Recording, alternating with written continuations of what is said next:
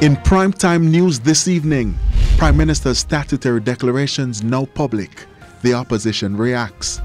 Mobile reserve cleanup influenced by the USA. And St. Catherine Police Station gets well-needed upgrade.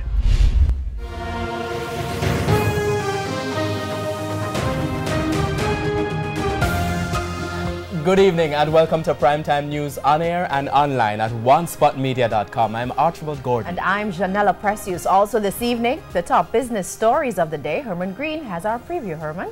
Thanks, Janella. Well, last month, Carib Cement signed an MOU that should rid the country of old tires. Well, this month, another proposal from the company to safely get rid of hazardous fuels. I'll have more details in the Financial Week. And from business, we go to Jordan Ford. What's happening in sports? Are you talking about athletics? I certainly am. And Shelley and Fraser Price and Daniel Thomas Dodd have picked up more gold and records for Jamaica at the Pan Am Games in Lima, Peru.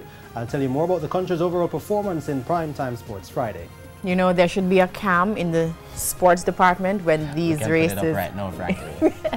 There's also sports commentary, E-Prime and weather in this newscast. But before the break, the feedback question. This evening, we're asking, what is your reaction to the publication of the Prime Minister's statutory declarations today? You can share comments online, facebook.com/Television Jamaica, and tweet us at Television Jam. Please stay with us. Primetime News returns right after this break.